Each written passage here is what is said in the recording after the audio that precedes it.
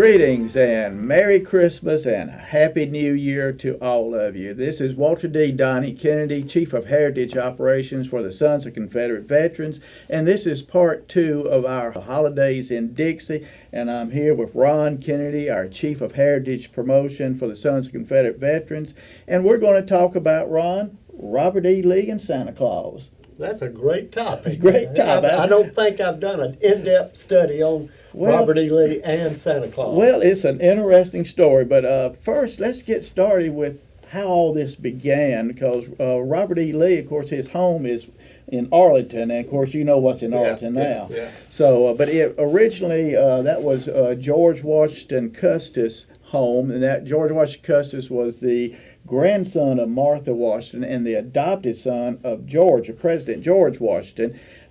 His daughter, Mary Anna Custis, married, of course, later General Robert E. Lee.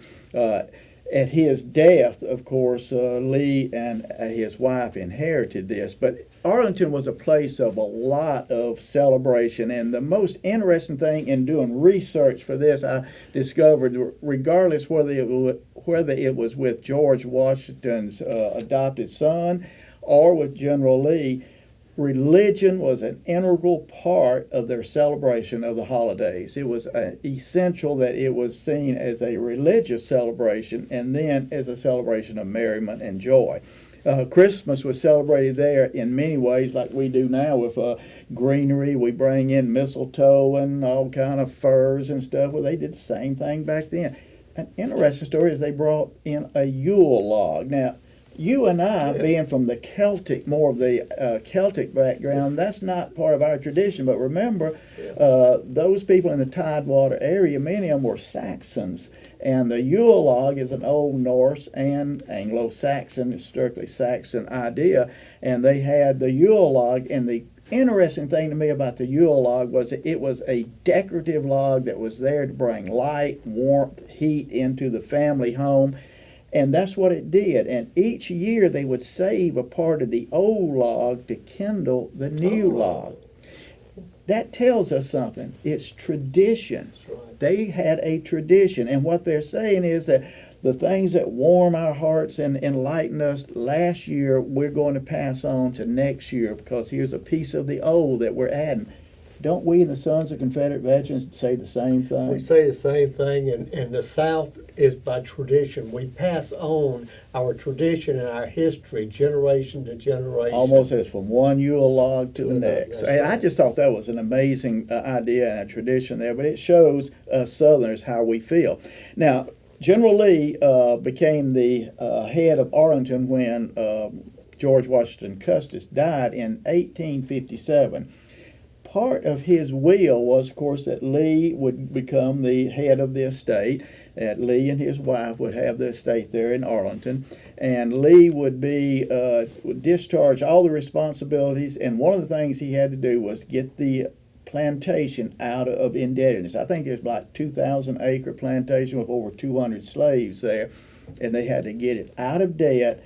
And George Washington Custis wanted it out of debt so that in 5 years, Lee and Lee's wife could free their existing slaves. Now, Ron, why do you think that George Washington Custis would say give 5 years to free the slaves? What was going on there with the indebtedness? Well, obviously, there was some debt, loan, mortgage, as we would call it today, to bankers, and which was not that unusual to raise large crops like that. They would borrow money to buy more land, etc. Right. So he couldn't get rid of the cash-producing element until he cleared out all debts. Right. Because remember, a debt that the creditor that gave him that money, if he didn't pay it back, they could come after his property, and that included slaves. Yeah, correct, absolutely. Lee did discharge the will and did free the slaves that was on the plantation. Well, now I've heard some Yankee scholars yes. claim that Lee didn't do that. Well, yes, they do claim that, but the slaves were freed. Now, Lee freed the slaves in December of 1862. According to the will, it should have been freed in October of 1862, and Lee did not have the time and energy to take care of all of his business. Because Well, I think what was he doing? yeah, in 1862, what was Lee tied up doing? He was fighting Yankees. Oh, okay. So yes, it took him longer, about 2 months longer to free, but the slaves were free. Which really points out interesting fact is that there were more slaves freed by Southerners at their own expense than was ever freed up north, and they seldom freed their slaves in a way to without making money in the process. But let's talk a little bit about the happy times. They had a lot of banquets. They had a lot of celebration. Everybody on the plantation, from the master down to the slave, they had gift giving, families moving in, staying sometimes weeks at a time.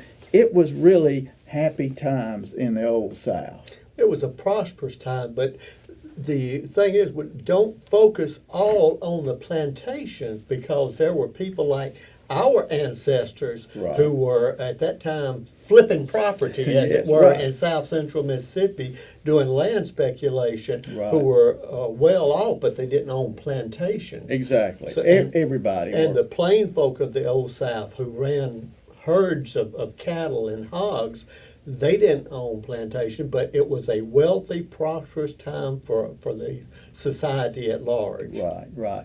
And it's interesting, when I'm doing research for this, I found where General Lee, writing home to his family before the war, he was talking about hoping that his children's stockings would be filled by Santa Claus in the coming night. So this character, Santa Claus, we think of it as almost as a 20th or 21st century item, but it really goes back a long ways. During the war, though, things got hard for the South, and there was an incident that happened where, because of the poverty of the war, the things that was going on, that a lot of the Southern children were not getting the toys, the gifts, the good times that they once had. And there were 3 little orphan Southern girls who wrote to General Lee and was inquiring with General Lee, does Santa still love Southern girls anymore? And of course, General Lee, he understood what was going on. So according to this story, General Lee wrote back to the girls telling them, yes, Santa Claus loves Southern girls. He said, but he, General Lee, had a conversation with Santa Claus, and he and Santa Claus came to an agreement that since Mr. Lincoln was prohibiting the moving of medicines and bandages and food for the sick and wounded down south, rather than gifts, Santa would fly over Mr. Lincoln's blockade and bring to the suffering people of the South medicines and bandages and food that they needed. And that satisfied the little girls. And Lee said, after the war, when we're independent, Santa and I will make it up to you. Now, that story was told from fireside to fireside throughout the South. Now, So it's folk. it's folk. It's a Yeah. folk story, Folk. and obviously, I don't think that General Lee talked to Santa Claus. He may have, Yeah, but we I won't don't say know. that. Well, we don't know. But that's not the case.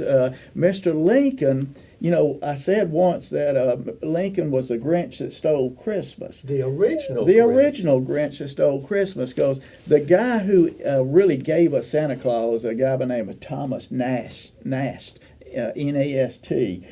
He was the gentleman that created our modern Santa Claus. Well, Lincoln saw this and saw how it was really, people were really getting involved and having good feelings about it. And in around 1862, the Union Army was being whipped up on pretty bad by the South. And Lincoln asked this guy, Thomas Nash, to draw pictures. He was an illustrator. We'd call him a cartoonist now. And draw pictures of Santa Claus in and amongst the Federal troops, giving aid and comfort to the Yankee troops. And his idea was to bolster sagging morale in the Union Army and in the civilian population, because the people were turning against Lincoln and his war. And also, he was hoping that this would bleed over into the South and make Southerners feel as if, oh my God, even Santa Claus is against us, and they'd lose their enthusiasm for Southern independence.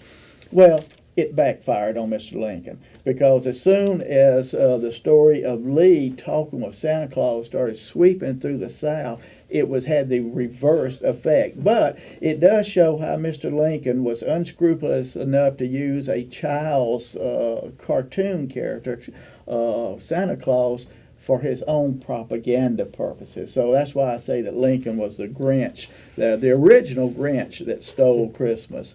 So that takes us through the Christmas holiday, Ron. But you know, we're right looking at coming up on New Year's Eve. Can you tell us a little bit about the humble black-eyed pea? Well, you know, and again, folk tales say that General Lee would always say that the black-eyed pea or the field pea was the only friend the Confederate soldier could always count on, or the one friend the Confederate soldier could always count on.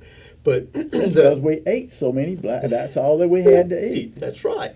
But one of the reasons that it's considered good luck to eat black-eyed peas at the beginning of the year is because when the Yankees came through, they destroyed everything. They killed all the stock animals, the chickens, the geese, the pigs, the hogs, the cattle, sheep, even the mules used to plow the fields. So the idea was to create massive starvation in the South.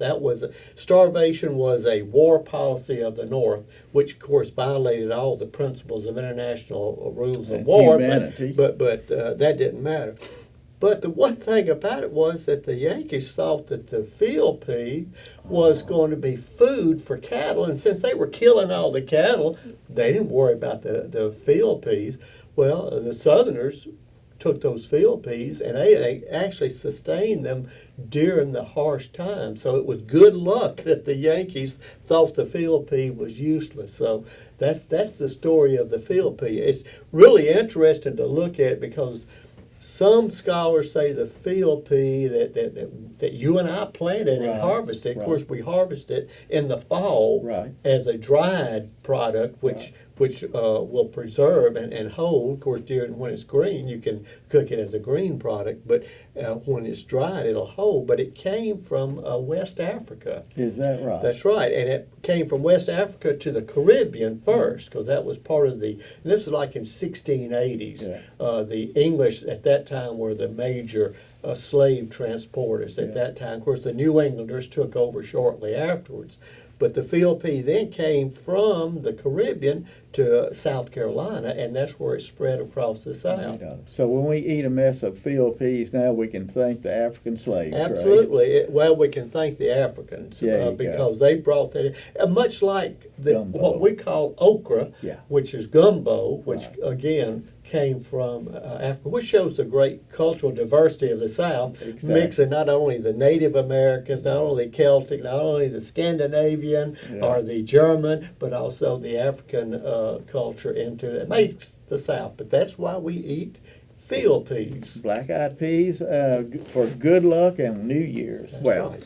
Well, Ron, thank you for that enlightening story there, and I hope all you have a happy holiday season, and we will see you with the Commander's Comment in January.